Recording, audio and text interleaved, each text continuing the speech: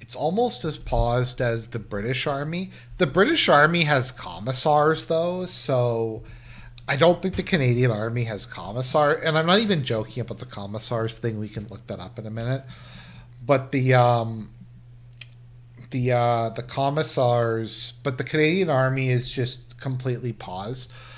A problem I find is with the Canadian Army is I've known, I think, like three or four people at least who have tried to join the Canadian Army, and it's almost impossible to do so.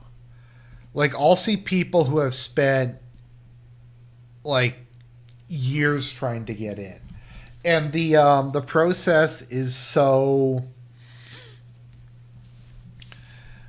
um, the process is so difficult and so time consuming and full of so much bullshit and nonsense that all the people I know who have wanted to join the army have just given up because it's just too difficult to get into it. And the people I know who have tried to join aren't like weirdos; they're like normal people, and they wanted to serve their country and they just can't because the whole thing is such a clusterfuck. And it's the same in Britain, it's the same in the United States for a lot of people, wherein they will just turn away people. I don't know if it's because they're like white males and they have diversity quotas, or they think they might be conservative and that's the reason that they don't want them to serve in their military or something like that. Um, but yeah, and then we have this issue where they're having to import people. What was the one?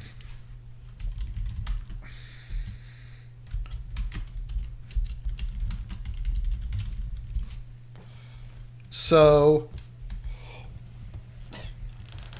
Rain is currently trying to stand on my keyboard. So, like, Canada is trying to recruit um, F-35 pilots because Canada is buying or has bought F-35s. So like we can't train Canadians to do it. We can't even train immigrants to Canada to do it, and that's just how insane this fucking country is.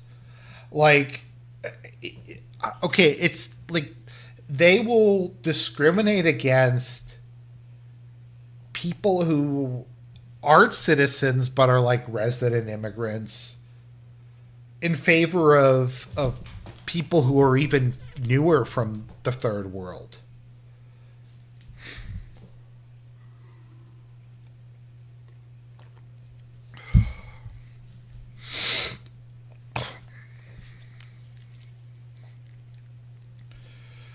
So, and this is a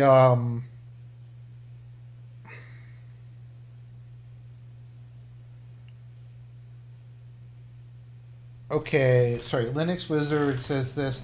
I got like a 90 plus ASVAB score. I'm not exactly sure what that is. I'm not sure. Maybe that's an accuracy thing or some sort of standardized test. Linux, you can post that.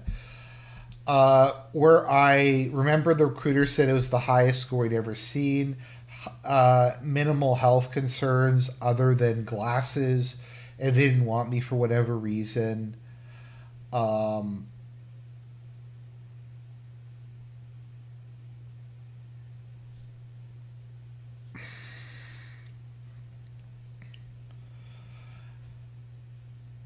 yeah, they're probably scraping. Yeah.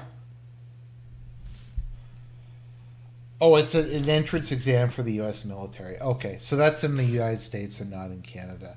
I'm not too familiar with it, the actual recruitment process, but like we'll have this case where I know people like who are smart enough and are technically inclined enough who probably could be trained to fly an F-35, but they just won't do that They like insist that we have to import people to do this.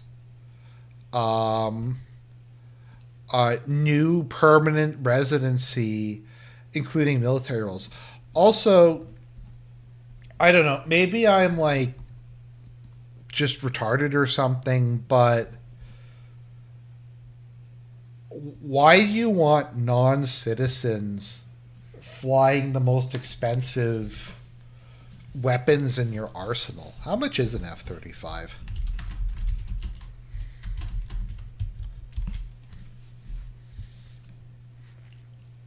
Yeah, like $100 million. So we want non-citizens flying after the $100 million F-35s, because that's just, I don't know how Canada works, but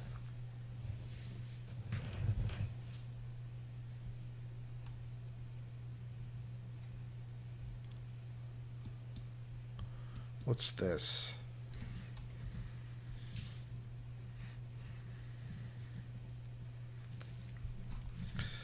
Success rate dropped to 77%, and the requirements are not very high. The military beat its recruitment target by enrollment of permanent 1,400 permanent residents because they won't accept recruitment from citizens. I mean, it's fucking insane. I just I don't know. The proportion of candidates requiring multiple attempts to graduate from basic training jumped to 15%, the report said.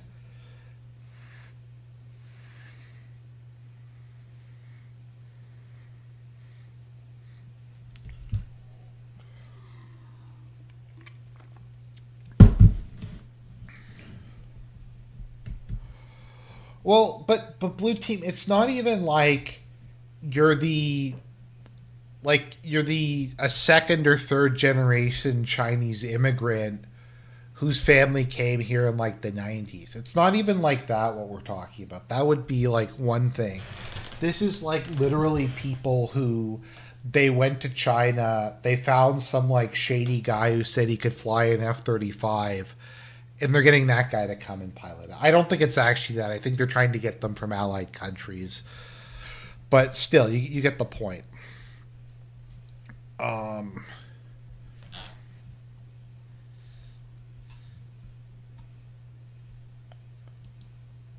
what the fuck? This sums the whole thing up. Look at this. This is the fucking recruits that they have in the army. We got brown woman. We got some, I don't know, white girl. This guy is doesn't look particularly physically capable. We got some weird Asian guy. I don't know. Some recruits not yet acclimatized to Canadian society. These initial platoons were made up of candidates with as little as 3 months residency in Canada, leading to a significant culture shock as candidates literally fucking barbarian mercenaries. Literally. Like, this is like some late Rome stuff. I mean, fortunately, the Canadian Army is incompetent and poorly equipped, so I don't know. Maybe the degradation of the military is probably a good thing, considering at this point it would probably be used against people like me. But it is the thing. Okay.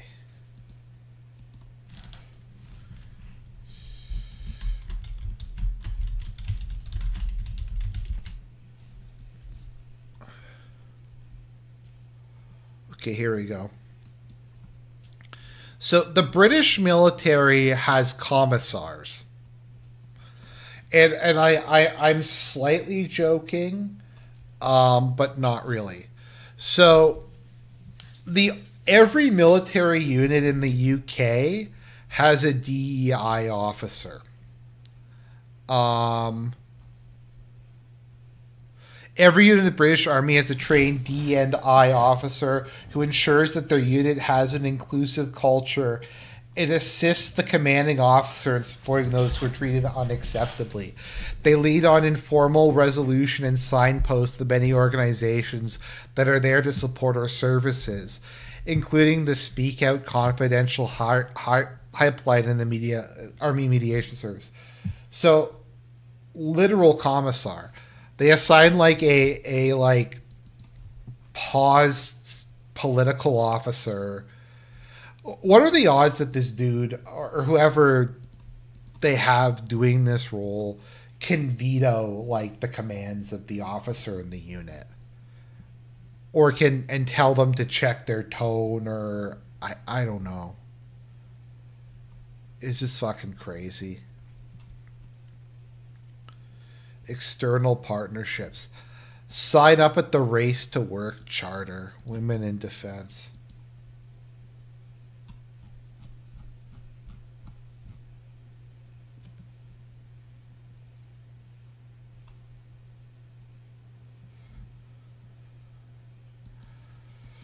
You know what? Let's just take another field trip. Let me see if we can find the recruitment one. Okay, I actually like this this recruitment ad, if memory serves.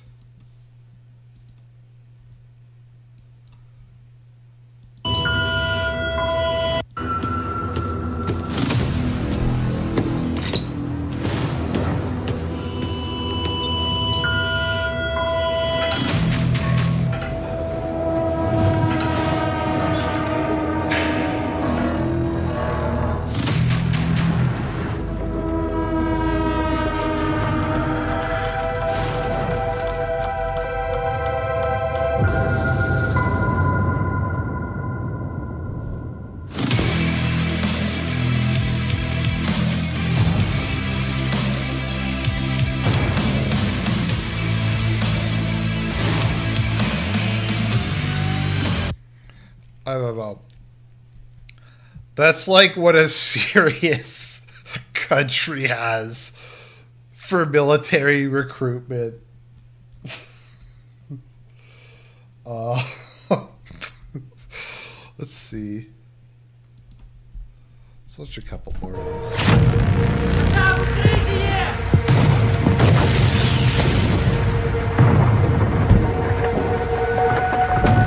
Отче наш, иже еси на небесех, да светится имя Твое, да приидет царствие Твое, да будет воля Твоя, как на небеси и на земле.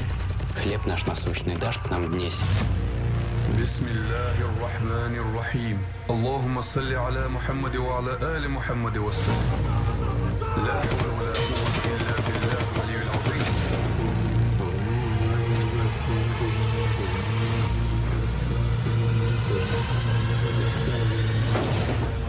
Спаси, Господи, люди Твои, и благослови достояние Твое, победы православных христиан на сопротивные отдали.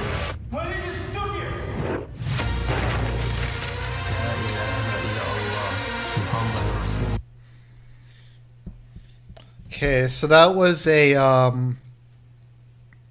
actually that's interesting because that was a like a was that a non-gay multicultural ad?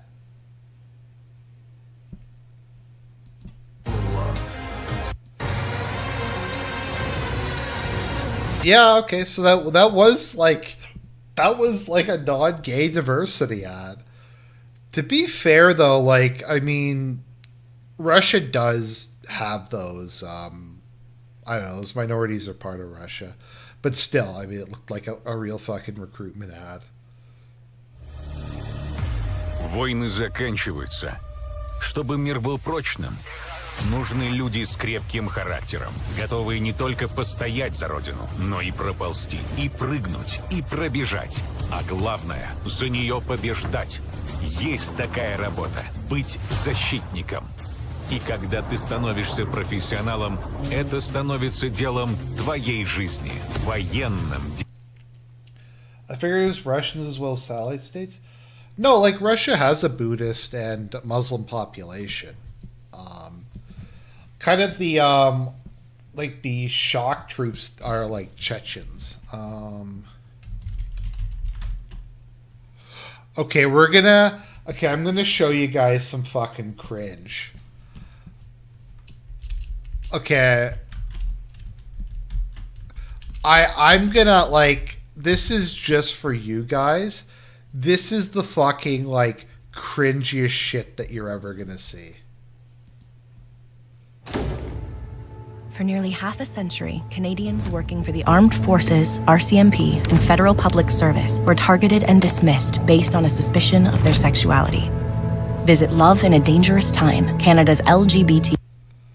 Love in a Dangerous Time, Canada's LGBT... BLT-BBQ purge. I've been to the Canadian Museum for Human Rights is in Winnipeg. It is as gay as it sounds. Let's see here.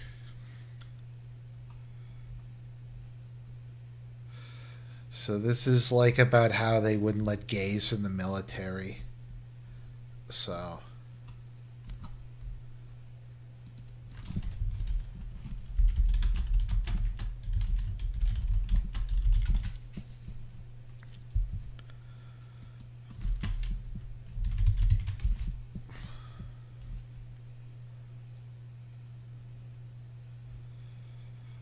Okay, is this the full one, I think?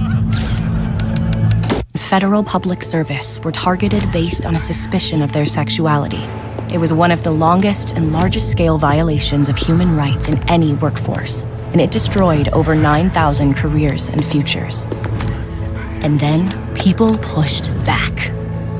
Visit Love in a Dangerous Time, Canada's LGBT purge. This plays before, like, every movie. What are we at now? 2SLGBTQI plus. Okay.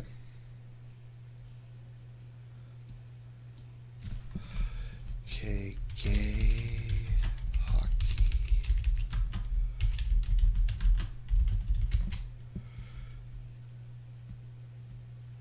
Okay, here we go. The gay hockey movie that they're trying to force on us. I think that might be the one. But yeah. Let's see.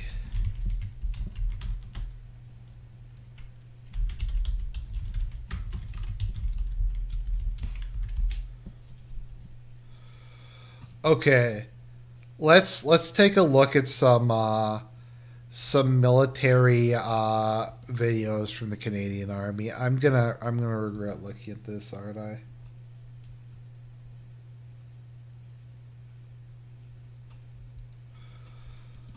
Okay, if you wanna, okay, we'll see how long of this we can take.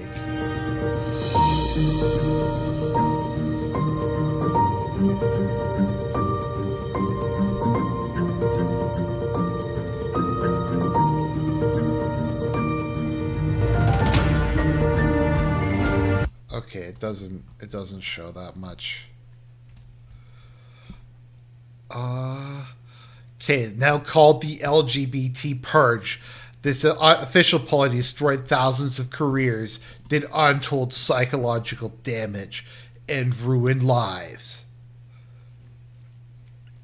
Todd Ross thought his life was over at age 21, after he was threatened, interrogated, and discharged from the Navy. Now he's a lifelong activist in the fight for 2SLGBTQI plus rights. Michelle Douglas excelled in her military career before expulsion from the military for being not advantageously employable due to homosexuality. Although devastating both personally and professionally, it propelled her forward.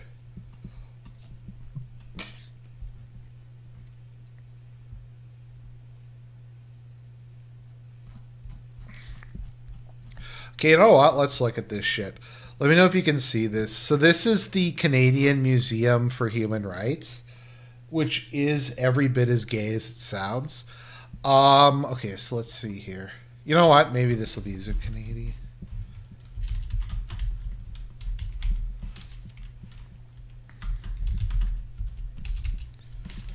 Okay, but do people kind of see what I mean when I did, like, because I did that video last week, Karen's Eternal War. This is what I have to deal with on a daily basis. These people will never stop. I have to just constantly fucking deal with these people telling me I'm shit every single day. Okay, so let's see here. So, okay, so this is what it looks like. It's honestly one of the ugliest buildings I've ever seen. I can see this in a lot of cases. So let's take a look at this. So this is the inside. I don't actually know what all those people do. Israel Tower of Hope.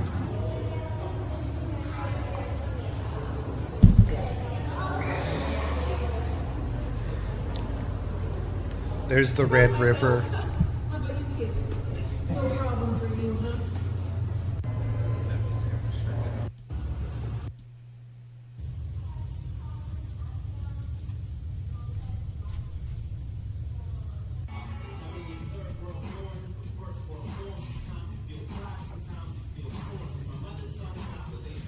Okay, so we have a thing about how, like, what is this? I was gonna do like an edgy video, because I went to this once because my parents really wanted to go for some reason, but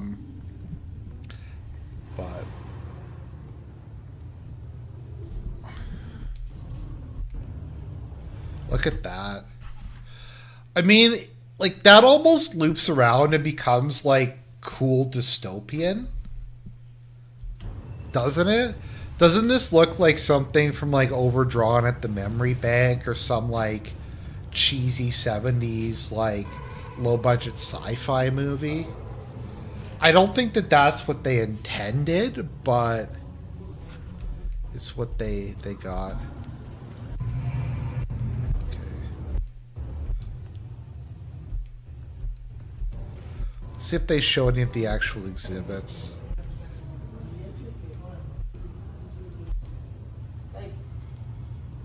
Okay, we got, I don't even remember what that is.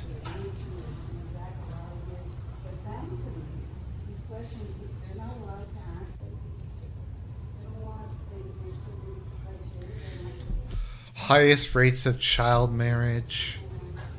Well, I mean, that's actually a human rights thing.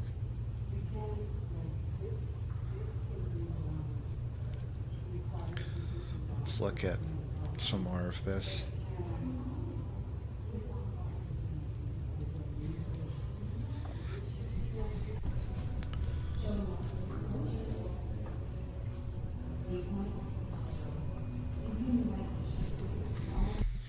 Like, the thing I hate so much about these, almost more than anything else, is look at how much wasted space there is here. Okay, let's just take, okay, we'll get back to this gay shit in a second. Let's just take a side trip.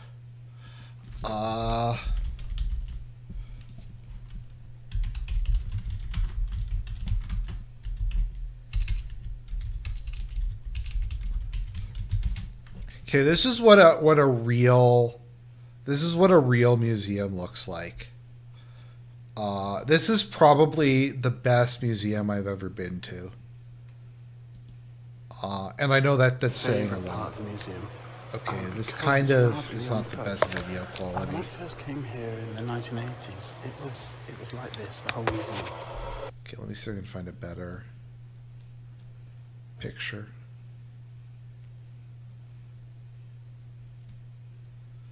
Okay.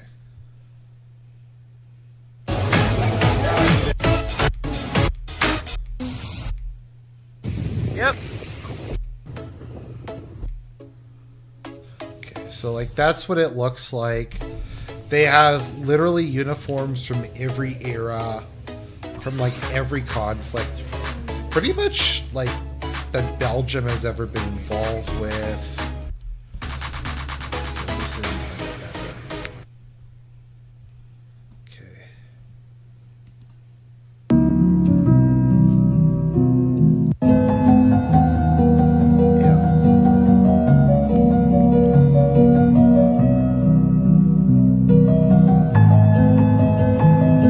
There we go. That's got a pretty good like show. They have the uniforms of like multiple czars. I think of like 5 or 6 different czars.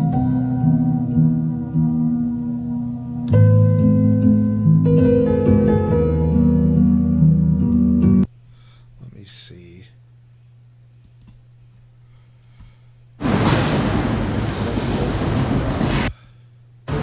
Yeah, this is the air room. It's pretty cool, the stuff they got there. I think that's a saber.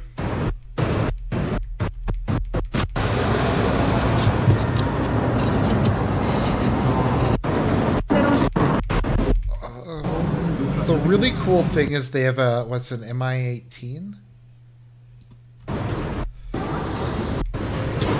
I think it was really cool to see that in person. That helicopter is way bigger than how you like it's huge. Oh, let me see. I'm just seeing if there's like a one. Okay, here we go.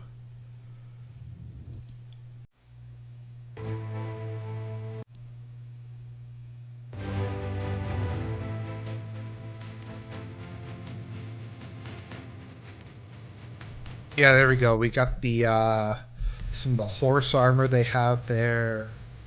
Some of the wheel-lock pistols. Maybe they'll show the trick guns. Yeah, there we go. I posted that actually. That's the black armor with the pistols. Look at these weapons, guys. 17th century. Do you guys watch Vikings? Well. Yeah, it was cool. With some. Okay, let's see. The cool thing about it was there was really no politics. It just basically just historically did stuff. So they had like, yeah, so they have like all these World War I era guns.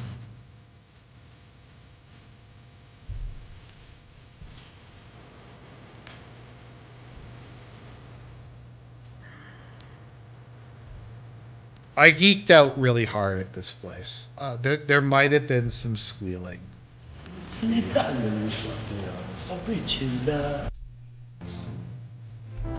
Look at all those helmets they have. 1917? Yep. Look at this monster. Yep, they have World War I tags.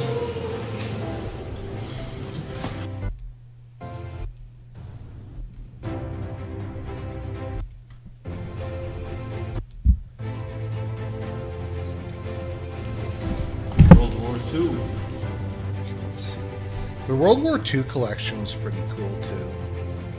I don't know, they just had so much stuff. This is the wreckage of a V-1 rocket that struck Brussels in the Second World War. It was cut down by the British.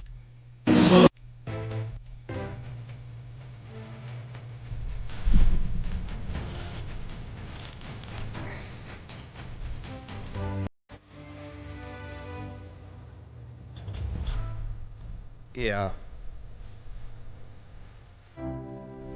Anyways. So just like the stuff they have about like the Belgian colonial era, it just gives historical information. Like it doesn't have any like moralizing or any stuff like that. I gotta respect that they're just like, look, we have the biggest collection of shit in the world. We're just gonna put all this shit up there, and you're just gonna have to deal with it. First World War.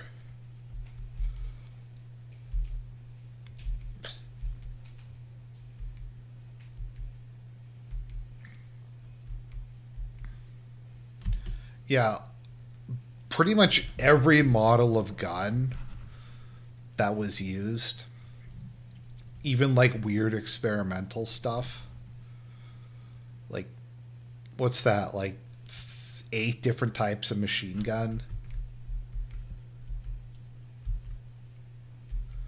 the tanks. They didn't have too many tanks. That's the one complaint I have, but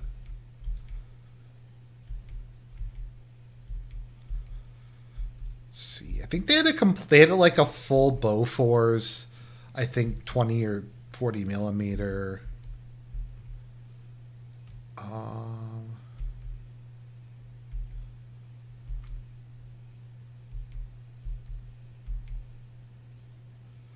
Yeah, this is the exhibit. So when the Russian Revolution happened, a bunch of the whites, when they fled to the West, they brought a lot of their military treasures with them and donated them. So there's uniforms there of multiple czars. Yeah, those are the uniforms of different czars.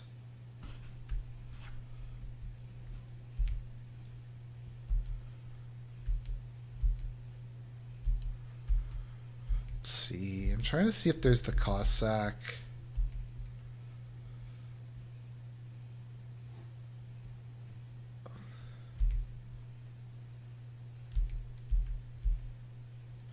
Yeah, they had SS uniforms.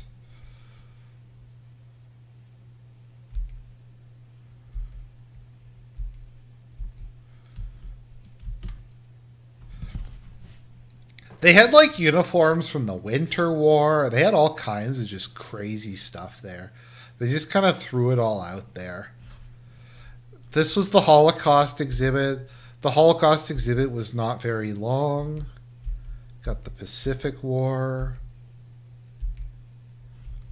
That was a cool diorama they have there with the German motorcycle.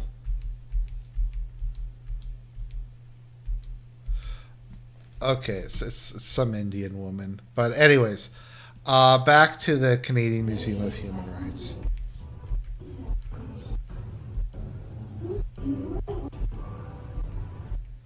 But you get what I mean by empty space? Like, look at all this fucking empty space. That's just... there could be things here. This video is just entirely them just fucking walking around. For those who found when they had children. I don't remember what these are. Okay, reach across the country. Ideas and dreams. Let me see. Okay, let's look at this cringe. Welcome today to the Canadian Museum for Human Rights, right here in Winnipeg, Manitoba. My name is Carly, and behind the camera we have Scott. Hi, Scott. Hi. Hi. The Manitoba accent is like the stereotypical Canadian Like many accent. of you across Canada and the world today, I'm usually working from home these days, but I got special permission to be here today to share with you a little bit about what we do at the museum. At the museum, we talk about human rights. We talk about the fact that we all have different perspectives and ideas on what that means. But we want to come together and share one another's stories to learn about those different perspectives and ideas, in the hopes that we are going to gain an understanding and respect for one another's ideas. And through dialogue, we can move forward into a better life together. Let me show you one very important statement we have here in the museum.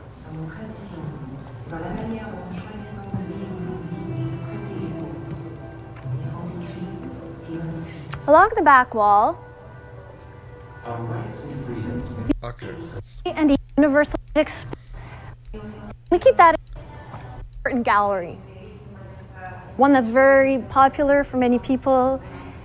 It makes a very important connection to nature. Every time I come in here, I feel it's welcome, warm, and inviting.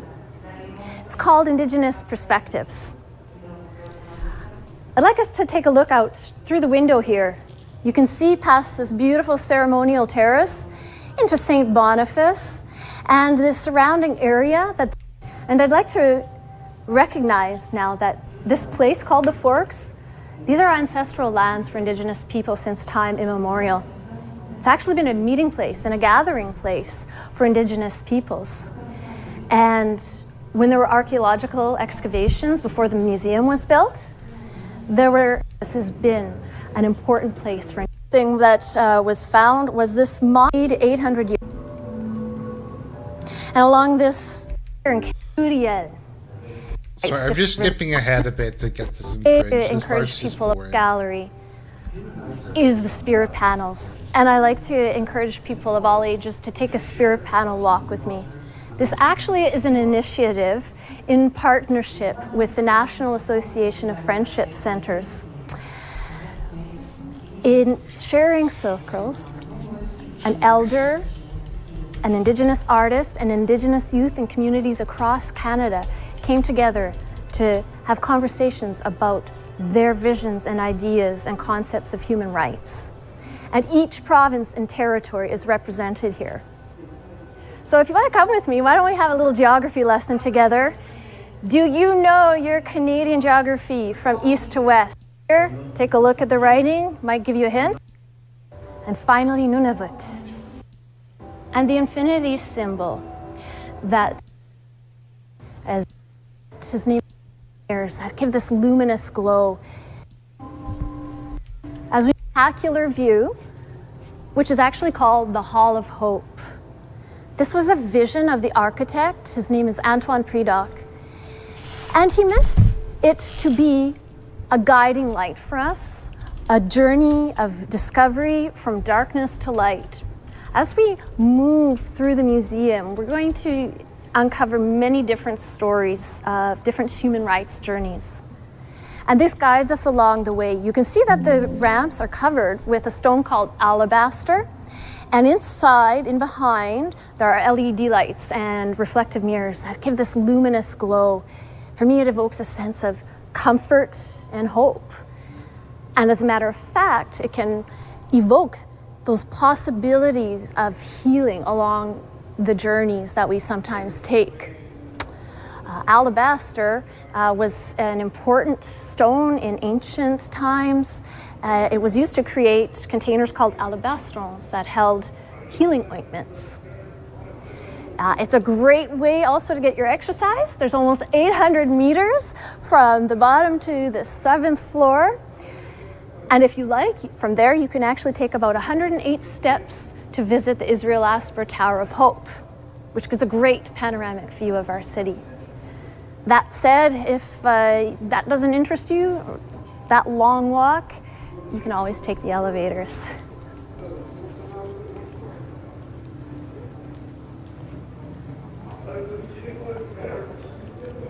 I'd like to bring you now into the largest gallery at the museum, and it's called Canadian Journeys. As we move towards this gallery, you're going to be met with almost 70 stories, different Canadians from across all of Canada share their human rights journeys.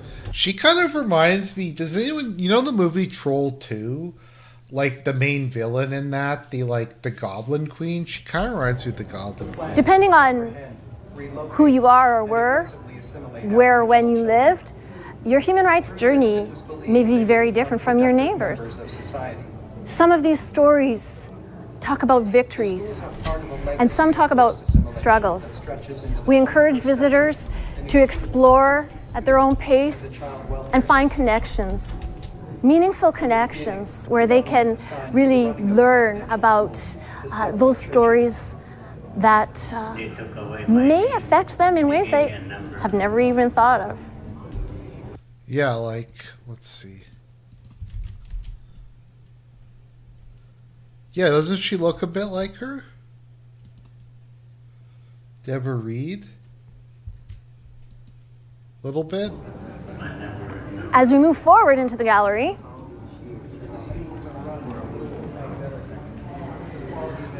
on the back wall, we have a digital screen, 6 films. But we also have still images, and each one of them tells a real human story. You can explore them in our insight stations. Behind us, there's also a theater with 2 films, and all around the perimeter, we have 18 alcoves that mark turning points in human rights journeys and perspectives about. Actually, my daughter just did a project on this. Yes, she did it, not me, even though I work here and brought her here to help research. Viola Desmond's story is one of courage and determination, even self-sacrifice, in order to face social injustice, racial inequality. And we as Canadians are all the better for it. Viola Desmond, she was an intelligent, successful, ambitious Black woman in the 1940s in Nova Scotia. She owned her own beauty salon and ran a beauty school for Black women who didn't have any other means to get professional education because of the institutionalized racism that existed at that time. So one day, this is what happened. Viola Desmond, she was on a business trip between Halifax and Sydney, Nova Scotia, and her car broke down in a little town called New Glasgow. So she took her car to the garage, and what are you going to do when you have a few hours to kill in a small town you're not very familiar with? Okay, I'm going to decided take to go my to the headset theater. off. This is so So she went in and she bought a ticket This is the for big, like, a seat, and she went and sat whatever on the ground her floor name close is, to Rosa the Parks screen. story As a matter of fact, that we her sister Wanda constantly told us that she had have forgotten to her watch. glasses in the car. She Like- needed to see up close. You guys don't know how many times I had to listen to this story in grade school. But then what happened was the theater management came and told her that the ticket she had bought was actually for the balcony. Well, Viola went back to the ticket office and asked to buy a ticket for the ground floor. And that's when she had to confront that racism that existed, that hidden segregation that actually was going on in Canada against Black people. She was told that they weren't allowed to sell tickets to people like her. And so that's when she knew that she had a choice to make. I don't think that when Viola Desmond woke up that morning, she thought that she was going to be facing a life-changing decision. I don't think any of us really wake up thinking that today I'm going to change the world. But Viola Desmond, she actually did. She decided at that point she was going to face head-on that inequality, that injustice. And so she actually went and sat back down in her seat. And it was at that point that the management actually came in with a police officer. They took Viola Desmond out of the theater. She was arrested and thrown in prison. And even when she faced the courts, they would not admit that there was any racial motivation behind this. Do you know what she was charged with? No, it wasn't even causing a public commotion. Tax evasion. That was the difference in price between the ground floor. Okay, so anyways, this is on our $10 bill in Canada. This is our big story. Like, this is how desperate Canada is to uncover something to feel guilty about. It's not even like the KKK killing someone. It's not even lynching. It's this bullshit. Is what we have to deal with on a daily basis. Okay, let's take a look at the Canadian military recruitment ads.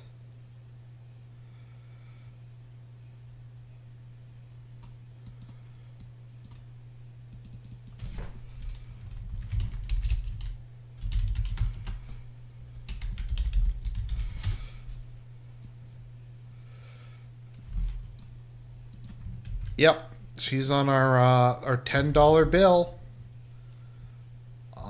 They took her off.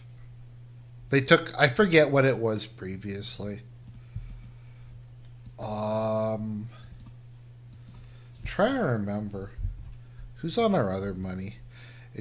I generally don't pay super close attention. Okay, yeah, Wilfrid Laurier is still on the 5, which makes sense. Who's on the 20? Oh, I think it's Vimy Ridge. Yeah, it's Vimy Ridge now. 50 is William Lyon Mackenzie King. Surprised they haven't taken Borden off the $100 yet. But I'm sure they will at some point. Where was I? Okay.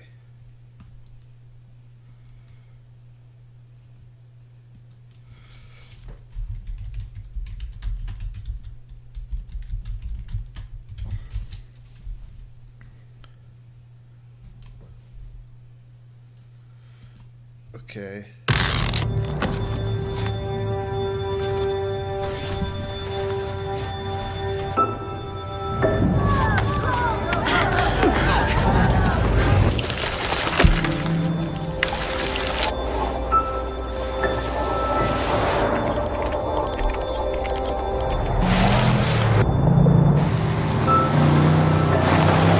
You've always wanted to be part of something bigger than yourself.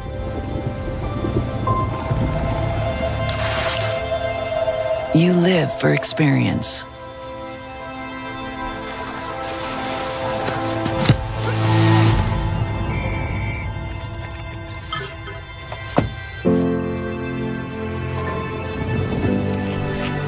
And lead by example.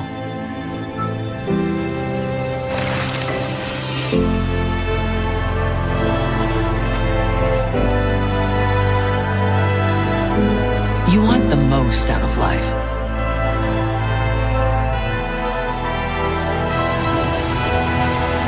And realize what you're looking for is already in you.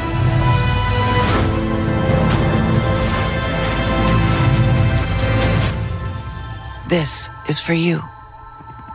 The Canadian Armed Forces. Okay. Let's see. What else do we have? Canada, it's time for more us. Because we're more than just a place on a map. We're an attitude. One with more empathy than ego. More unity than division. More grit, go, and we got this. The more we choose to stand up as our most flag-flying, maple leaf-buying, local adventuring selves, the more we are the true north, unbreakable, strong, and free. Okay, let's see.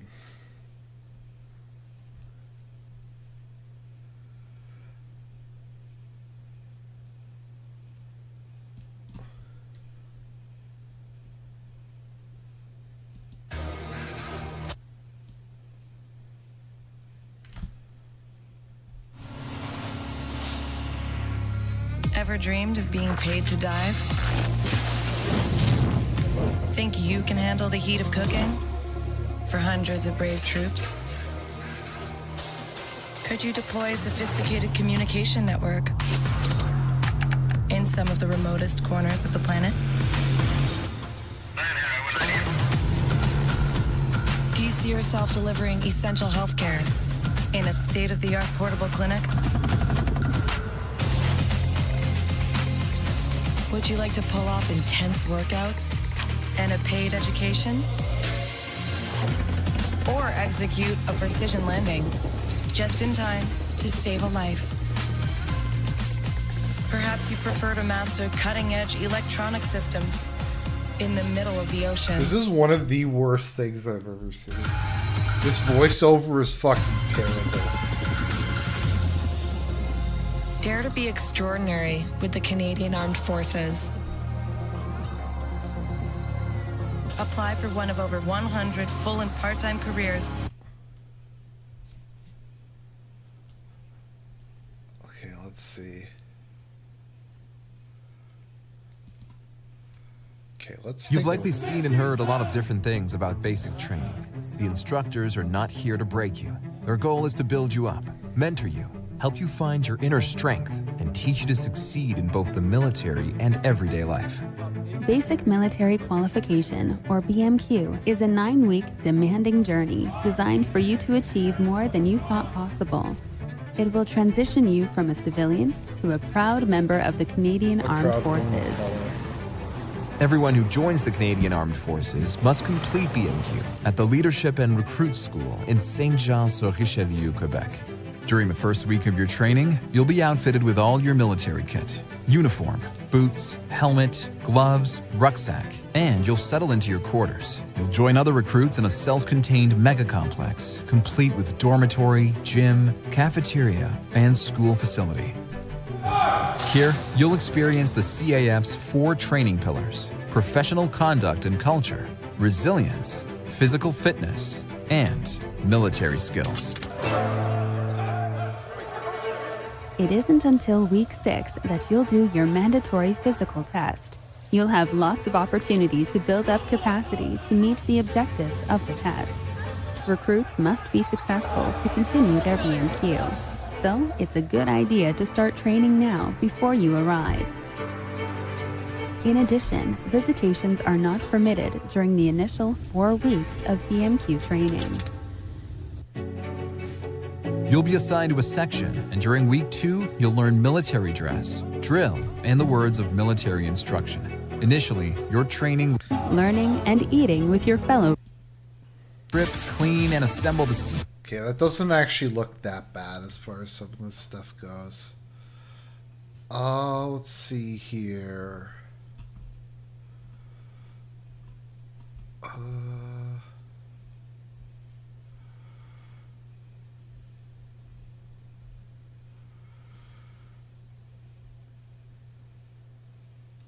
Just trying to see what else we have.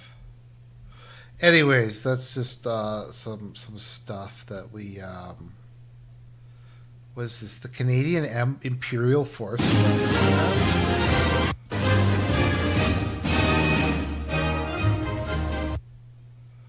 The fuck? The Canadian Empire? That looks like phalanges colors.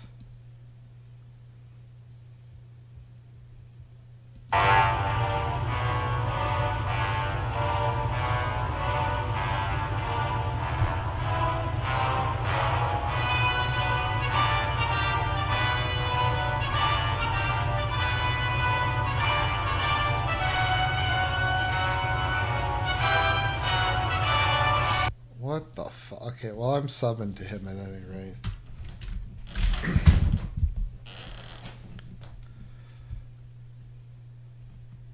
Some fucking fascist. Okay, that was not what I was expecting, but that was something. Okay, what else do we want to look at? Oh, we got completely distracted on the Canadian military thing.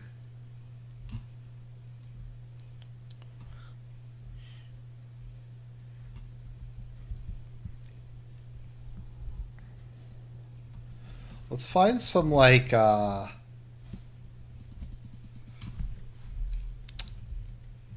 let's do some cringe. Okay, so this is what we have to do everywhere in Canada. We acknowledge we are gathered on Treaty 1 territory and that Manitoba is located on the treaty territories and ancestral lands of the Anishinaabe, Inuak, Dakota O'Ete, Dene Sulene, and Nihen Owuk. We acknowledge part of Manitoba is located on the homeland of the Red River Métis. We acknowledge northern Manitoba includes lands that were and are the ancestral lands of the Inuit. We remain committed to working in partnership with the Indigenous peoples in the spirit of truth, reconciliation, and collaboration in accordance with their constitutional rights and human rights.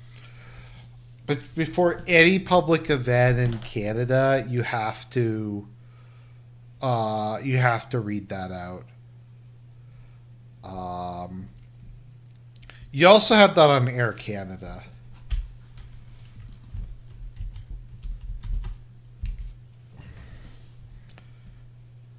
Just trying to see if I can find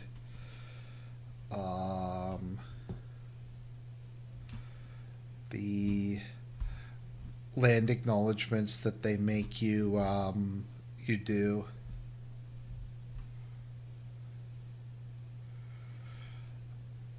Where are we?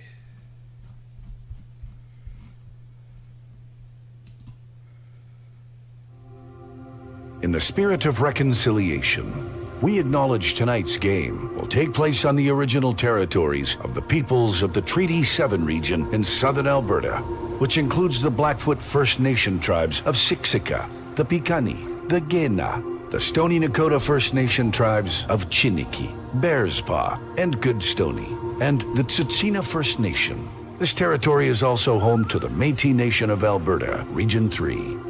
As an organization, Calgary Sports and Entertainment is proud to continue our commitment to learn from and partner with. Let's see, where are some other... What is this? Okay, this is from Ontario.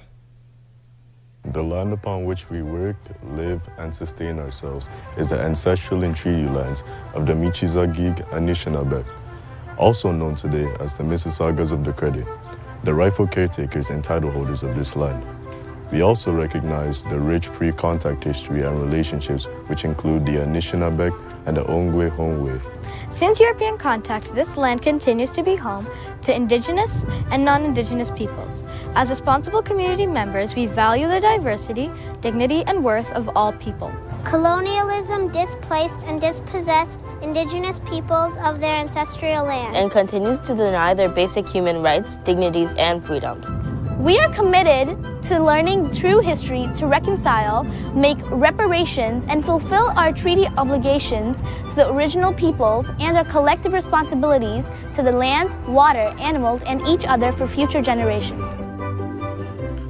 So that's like how it is, and basically that's about as Canadian as it gets. The like Indians, the Dot Indians acknowledging the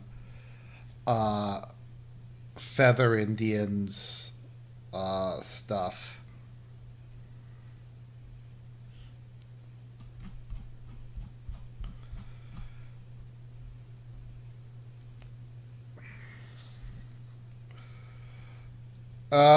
Like we do them before like staff meetings and stuff.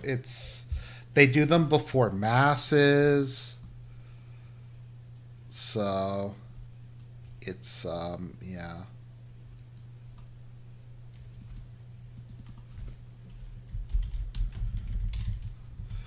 Okay, let me see.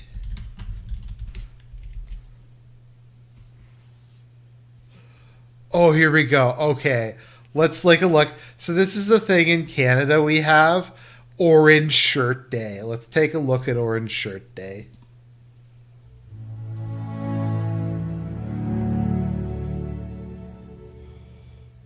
In July of 1973, I turned 6. My grandmother brought me to town to Williams Lake to buy something new to wear. What I chose was a shiny orange shirt for my first day of school at the mission. We are here on the grounds of the mission, the former site of the St. Joseph Indian Residential School, where 3 generations of my family attended. When I got to the mission, my new shirt was taken away, and no matter how much I cried or wanted it back or protested, it didn't matter. I never did get my shirt back, and I don't have a memory of ever wearing it again. Orange Shirt Day began with Phyllis's story in Williams Lake and has now spread across BC and Canada. The orange shirt represents This is a statutory holiday, by the way. the emotional, the mental, and the physical trauma that Indigenous communities endured during the residential school era and continues to endure even today.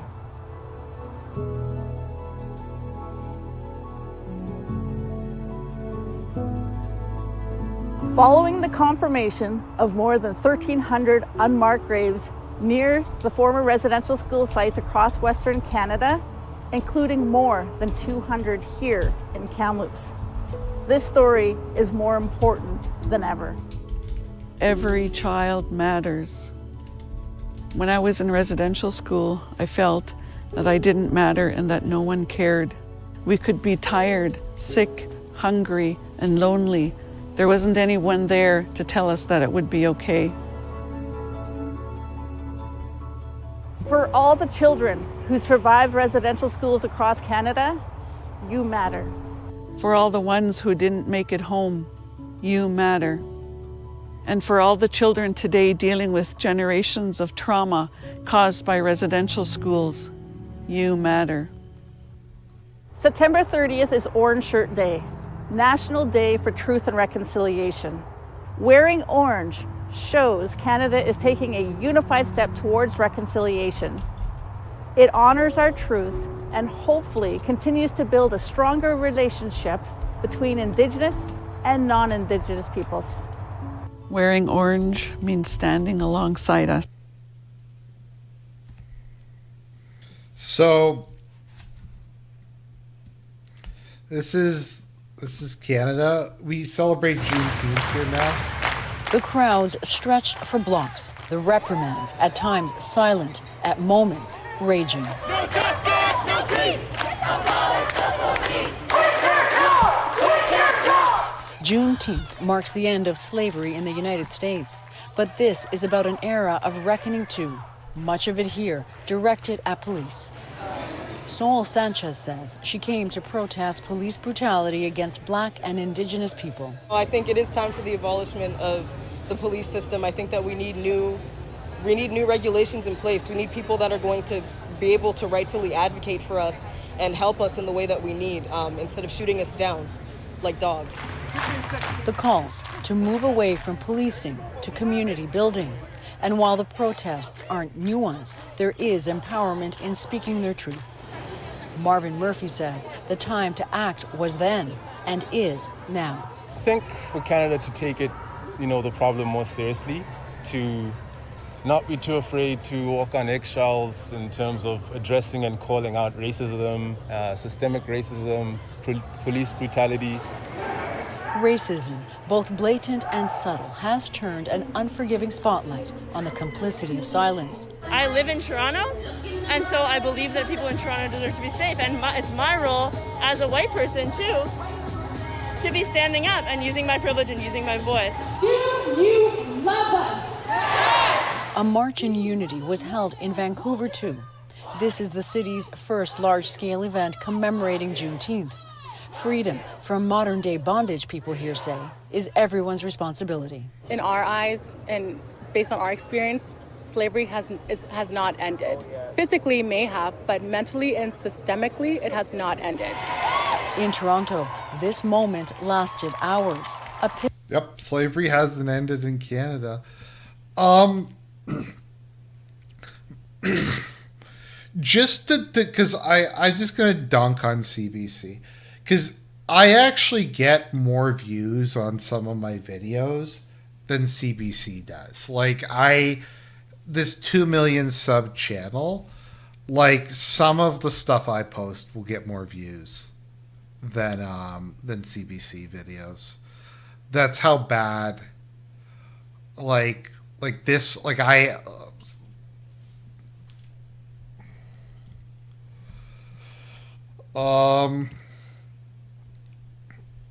Just some of the, I don't know, just the views that CBC gets on YouTube is like nothing.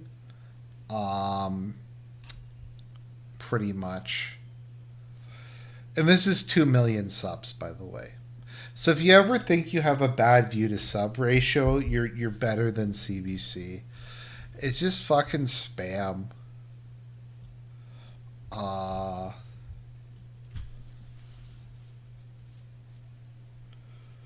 But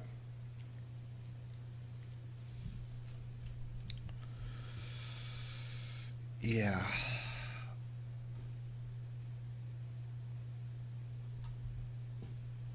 What was I don't know, what's some other like gay Canadian stuff? I don't know. I wouldn't watch me for news about Canada because I don't cover anything in Canada. It's too depressing.